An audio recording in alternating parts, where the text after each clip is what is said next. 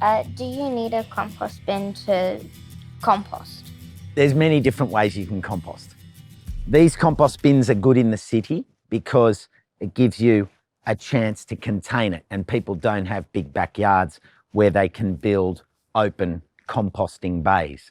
If you have a lot of space, you could build 3 compost bays where you have the materials that are breaking down, and then as it breaks down some more, it goes into the next bay, and then the final bay is where you store your finished compost. So that can happen. But for most people in the city, these are really good because you can contain it nice and neat. If it's connected to the ground, then you can put some bird mesh underneath. Why do you think that's important?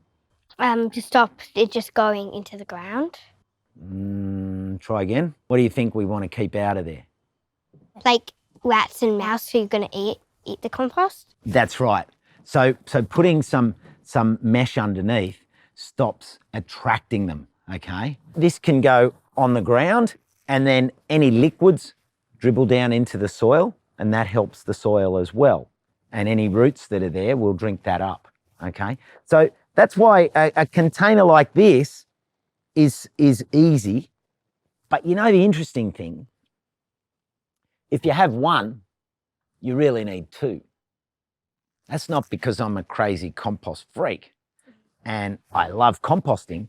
It's because once you fill this up, it needs about 8 weeks to 10 weeks to turn into good compost. So you don't want to keep adding scraps because then you're never going to get a finished product. So I say have 2 bins because then you have one that's full and that's making and breaking down for you, and then you fill the other one. And then when that one's finished, you can use all that compost, and then that one's sitting. Yeah, and start the process again, make more. That's exactly it.